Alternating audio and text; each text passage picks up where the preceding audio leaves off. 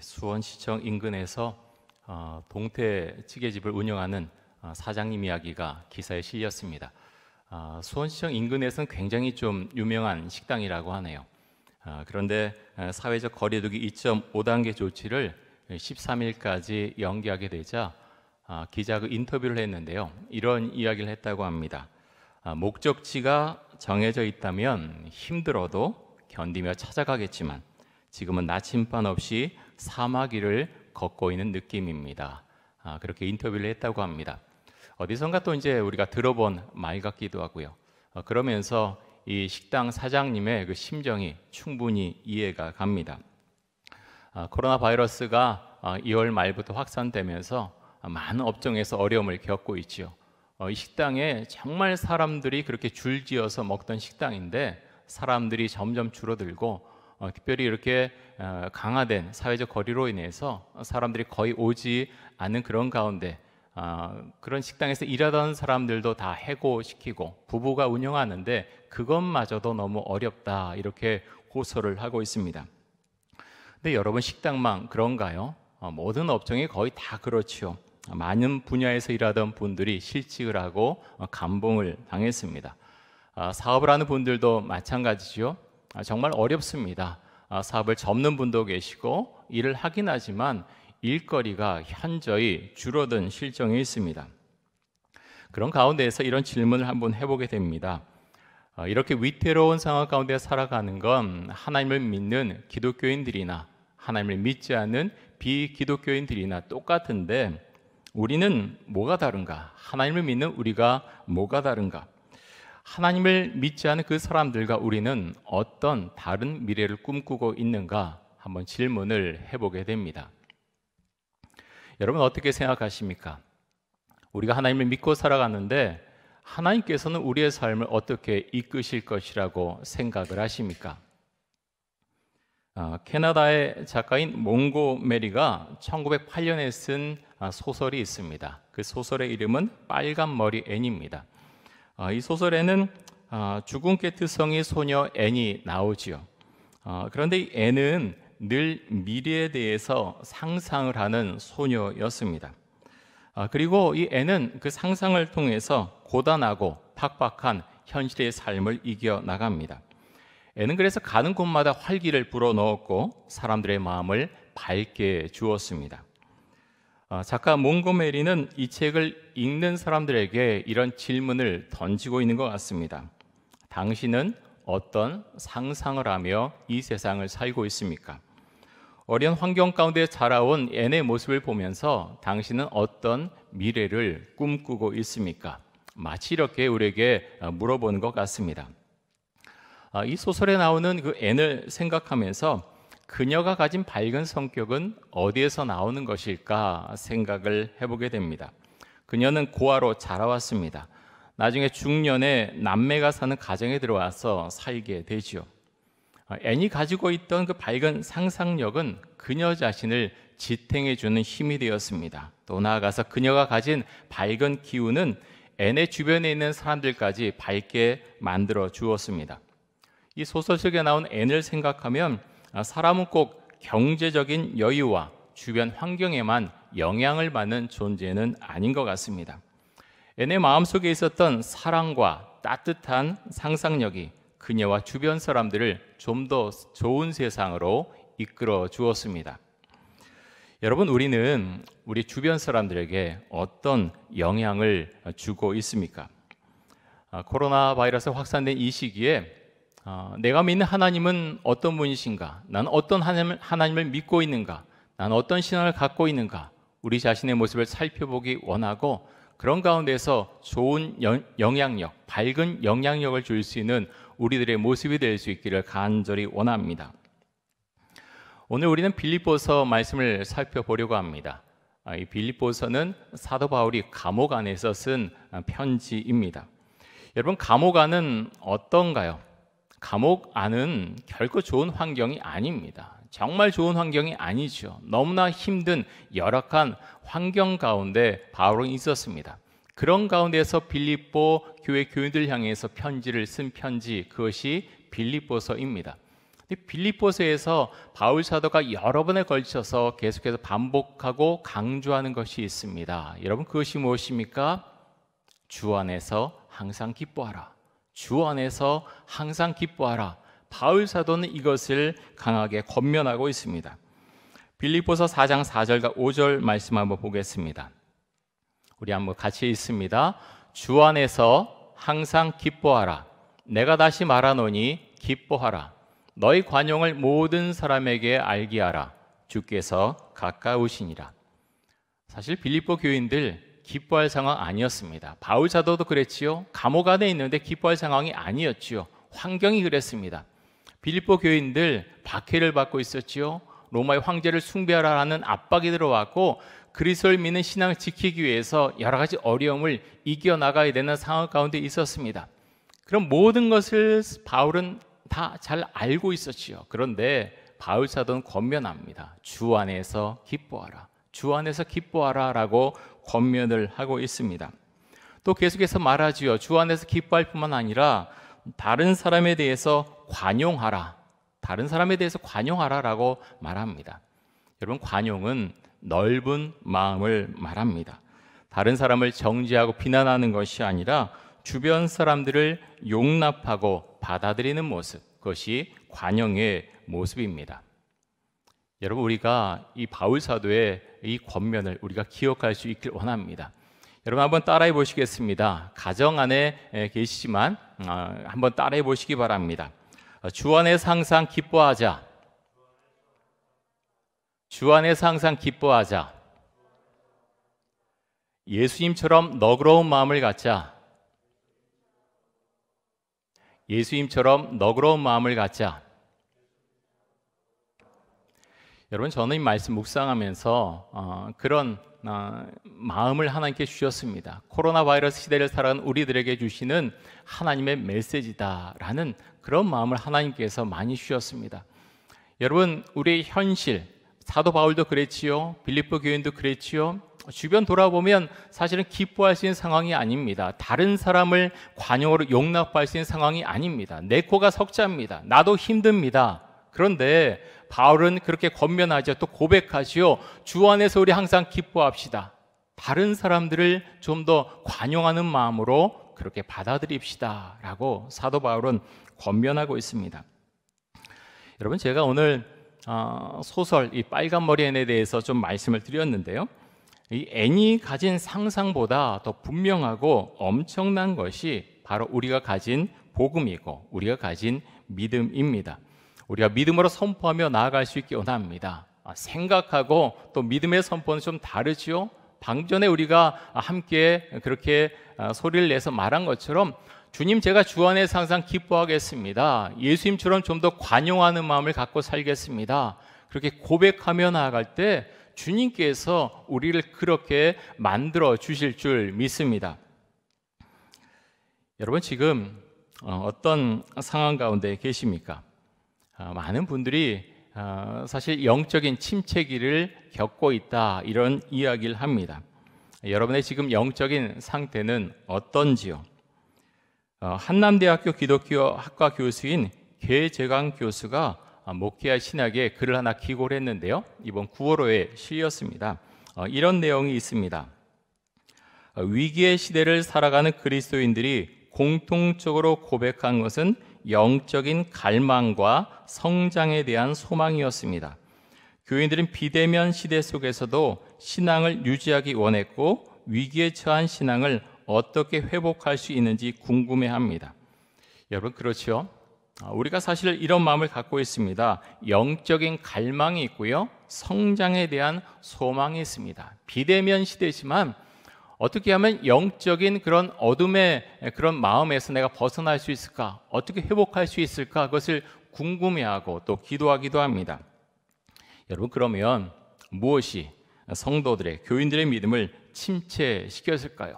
물론 코로나 바이러스라고 말할 수도 있습니다. 그런데 계재강 교수는 이렇게 진단을 합니다. 잘 들어보십시오. 믿음이 성장하지 않고 침체하는 가장 큰 이유는 영적 성장을 삶의 우선순위에 두지 않았기 때문입니다. 여러분, 믿음이 성장하지 않고 침체하는 가장 큰 이유는 코로나 바이러스 때문이 아니라 영적 성장을 삶의 우선순위에 두지 않은 우리의 삶을 대하는 태도, 우리의 결정에 문제가 있기 때문이다라고 개재강 교수님은 그렇게 설명을 합니다. 또 영적인 침체를 겪는 핵심적인 이유는 예수 그리스도와 맺는 개인적 관계가 영적인 습관과 삶으로 연결되어 있지 않기 때문입니다. 여러분, 무슨 이야기인지 아시죠? 우리가 영적인 침체를 겪고 있다 그러지만 영적인 침체를 겪는 가장 핵심적인 이유는 예수님과 만나야 되는데 그 만남에 혹시 문제가 있거나 아니면 만난 이후에 그것이 우리의 영적인 습관과 삶으로 자리 잡지 않으면 영적인 침체로 이어질 수 있다고 하는 것입니다. 여러분의 모습은 어떻습니까? 하나님의 말씀을 읽고 우리가 이렇게 예배드리는 것, 또 기도하는 것, 여러분의 삶의 우선순위에 있어서 몇 번째 위치하고 있습니까? 삶의 우선순위를 결정하는 것이 우리에게 필요합니다. 주 앞에 믿음으로 결단하면서 나아갈 수 있길 원합니다. 여러분, 오늘 설교 제목이 과거와 현재입니다. 그리스도를 믿기 전에 여러분의 모습은 어떠했습니까?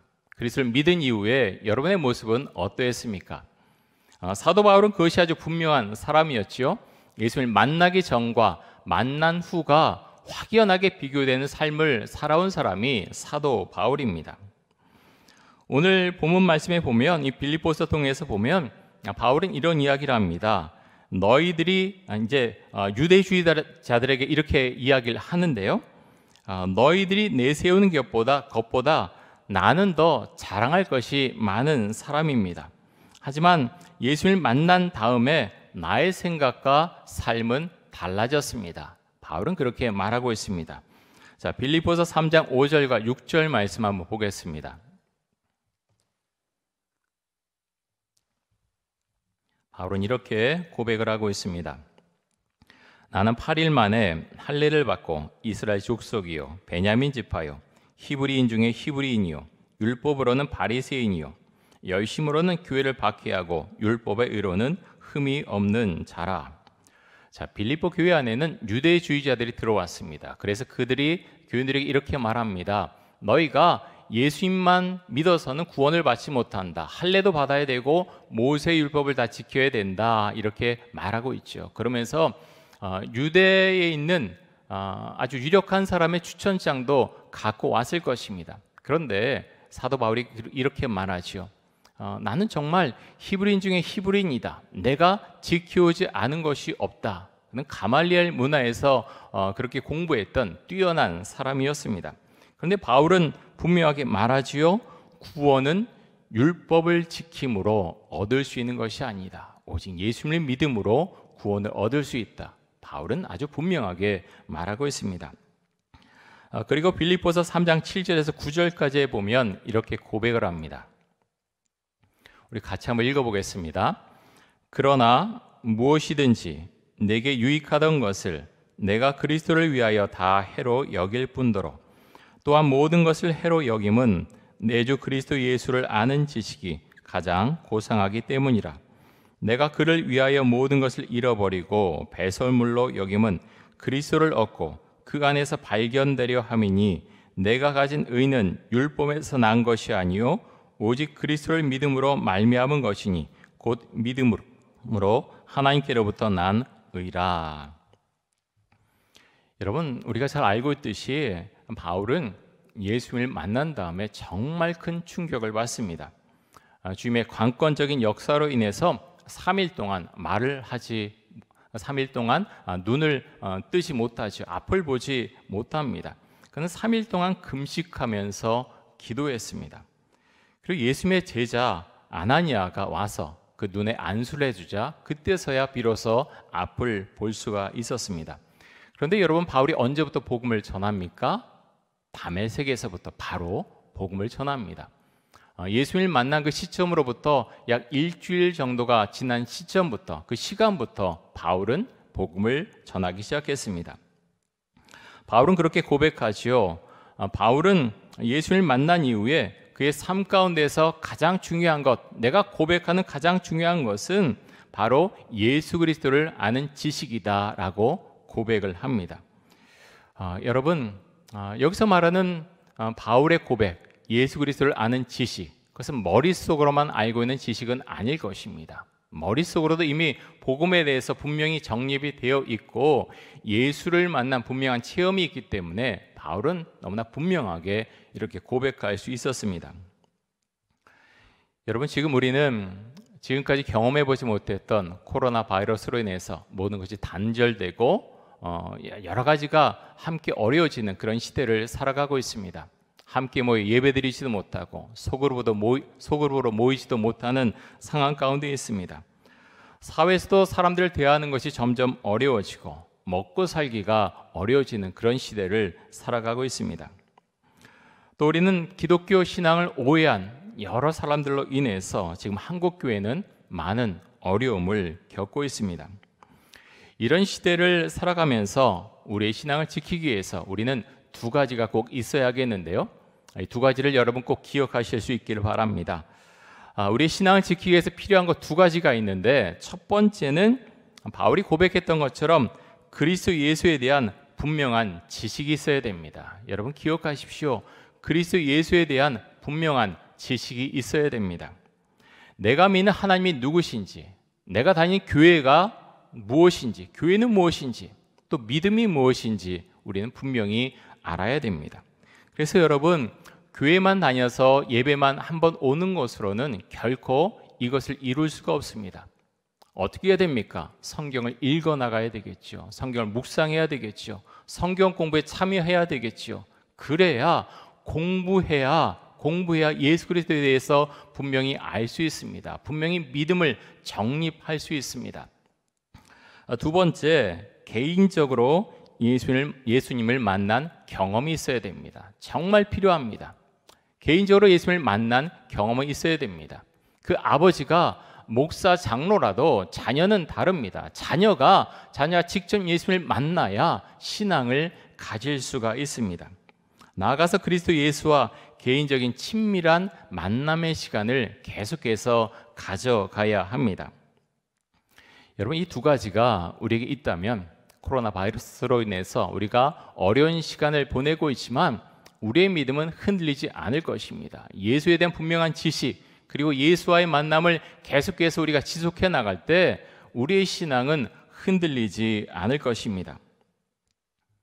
바울은 예수의 십자가 죽음을 본받고자 한 사람입니다.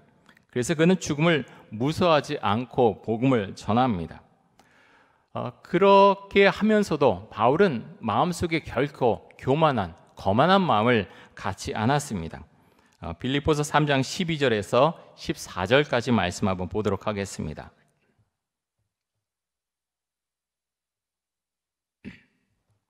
바울은 이렇게 고백을 하는데요. 내가 이미 얻었다 함도 아니요 온전히 이루었다 함도 아니라 오직 내가 그리스도 예수께 잡힌 바 된 그것을 잡으려고 달려가노라. 형제들아, 나는 아직 내가 잡은 줄로 여기지 아니하고 오직 한 일, 즉 뒤에 있는 것은 잊어버리고 앞에 있는 것을 잡으려고 표대를 향하여 그리스도 예수 안에서 하나님이 위에서 부르신 부름의 상을 위하여 달려가노라. 자, 바울은 고백하지요. 저는 앞을 향해서 달려갑니다. 지나온 나날들 가운데 복음을 전하면서 수많은 일들을 이루어왔지만 그것은 지나간 것이고 앞을 향해서 주님께서 보여주신 그 표대를 향해서 저는 달려갑니다. 바울은 고백합니다. 여러분, 우리의 과거와 현재는 무엇이 다릅니까? 못된 신앙인들도 있고 중간에 교회 오신 분들도 있습니다. 중요한 것은 내가 예수를 만난 다음에 정말 예수님에 대한 온전한 지식이 나에게 생긴 다음에 그 전과 후는 어떻게 다른가 하는 점입니다.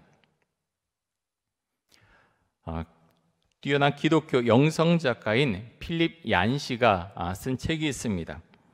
교회 나의 고민 나의 사랑, 교회 나의 고민 나의 사랑이라고 하는 책입니다.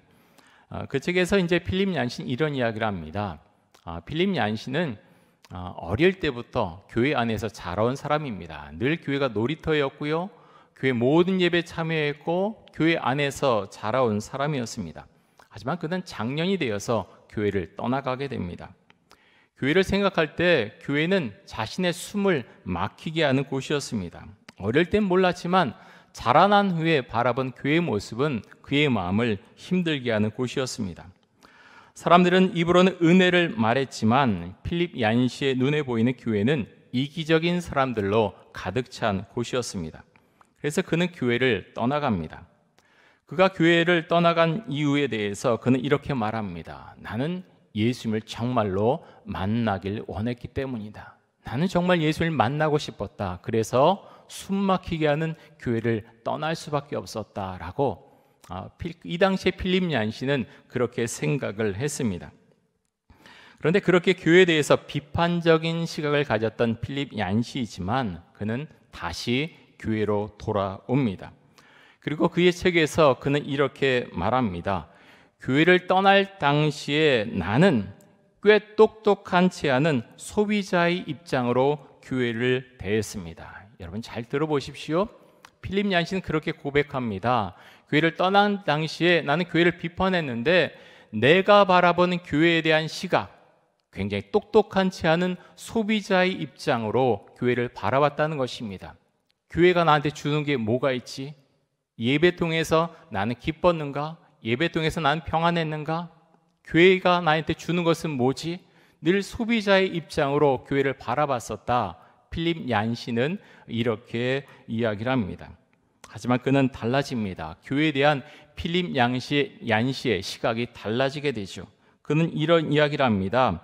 내가 자신이 교회와 예배를 평가하는 것이 아니라 하나님께서 교회와 우리를 평가하신다. 내가 교회를 평가하고 예배를 평가하는 것이 아니라 하나님께서 교회와 예배를 평가하신다. 필립 얀시의 시각은 이렇게 달라졌습니다.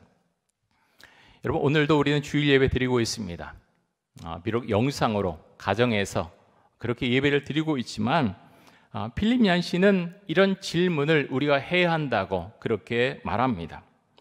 하나님께서 오늘 드린 나의 예배, 하나님께서 오늘 드린 우리의 예배를 보시고 기뻐하셨을까? 여러분 우리가 질문할 수 있게 원합니다. 오늘 예배드리는 각 심령이 하나님 앞에 그렇게 물어볼 수 있길 원합니다. 주님, 제가 드린 예배를 통해서 하나님 기뻐하셨습니까? 주님, 제가 드린 예배로 인해서 주님 기뻐하셨습니까? 우리가 질문에 볼 수 있기 원합니다. 여러분 요즘 많은 사람들이 교회에 대해서 걱정을 하죠. 필립 얀시가 근심했던 것처럼 많은 사람들이 한국 교회를 바라보면서 근심합니다. 여러분 우리가 어떻게 해야 될까요? 어느 목사님께서 하신 설교 제목 다시 말씀드리고 싶습니다. 이런 설교 제목이었습니다. 교회는 승리합니다. 교회는 승리합니다. 제가 이 말씀을 드린 이유는 어떤 집단이나 어떤 사람들에 대해서 우리가 투쟁해서 이기자 그런 의미에서 말씀드리는 것이 아닙니다. 교회가 승리할 수밖에 없는 이유는 교회는 하나님의 집이기 때문입니다. 교회는 예수님께서 피값으로 세우신 곳이기 때문입니다. 여러분 때로는 교회 안에 있는 사람들도 타락할 수 있습니다. 잘못된 길로 갈 수도 있습니다. 하지만 교회는 무너지지 않습니다. 왜 그렇습니까? 교회 머리는 예수님이시기 때문입니다. 필립 얀시가 지은 책에 한 작가의 글을 그렇게 써놓은 곳이 있는데요. 파워스라고 하는 분입니다. 이 파워스가 쓴 푸르게 움트는 밀이라고 하는 책이 있는데요. 그 책에 있는 내용 일부를 소개합니다. 잘 들어보십시오. 빌, 여기 크고 오래된 배가 있다네. 이 배는 낡아서 삐걱거리며 상하좌우로 심하게 요동친다네. 그래서 자네는 이따금씩 이 배를 포기할까 생각하기도 하지. 그러나 이 배는 자기가 갈 길로 간다네. 지금까지 그래왔고 앞으로도 시간이 끝날 때까지 그러할 것이라네. 자네가 있든 없든 상관없이 말일세. 사랑하는 성도 여러분, 우리는 교회 주인이 아닙니다. 목사도 교회 주인이 아니고 장로도 교회 주인이 아니고 어떤 사람도 교회 주인이 될 수 없습니다. 교회는 세상 사람들이 어떻게 할 수 있는 곳도 아닙니다. 교회 건물을 부술 수는 있어도 교회를 없앨 수는 없습니다. 사랑하는 성도 여러분, 사도 바울처럼 예수님을 믿은 이후에 우리의 삶이 분명히 변할 수 있기 원합니다. 누구도, 어떤 사람도 우리를 변화시킬 수 없습니다. 오직 예수님만이 우리의 삶, 우리의 생각을 변화시킬 수 있습니다. 바울처럼 예수님을 믿는 지식이 가장 고상합니다. 예수님을 믿는 지식이 가장 소중하고 중요합니다. 우리가 고백할 수 있길 원합니다. 여러분, 많은 사람들이 교회를 비난합니다. 하지만 그렇게 교회를 비난하는 이유 중에 가장 큰 이유는 교회가 정말 교회다워지기를 원하기 때문이라고 하는 것을 우리가 기억할 수 있기를 원합니다. 사랑하는 성도 여러분, 힘을 내십시오. 여러분이 골방에서 드리는 기도를 하나님께서 들으심을 기억하십시오. 주님께서 우리의 마음을 새롭게 해주시길 원합니다. 주님께서 보여주시는 표대를 향해서 우리 개인이 그 표대를 향해서 나아가고 우리 이천동 교회도 표대를 향해서 나아갈 수 있기를 간절히 원합니다. 우리 함께 기도하겠습니다. 제가 기도 제목 드리겠습니다. 코로나 바이러스로 인해서 우리의 삶이 흔들리고 있습니다. 경제적인 어려움에서 벗어나게 해주시고 정신적인 스트레스에서 벗어날 수 있게 하여 주옵소서.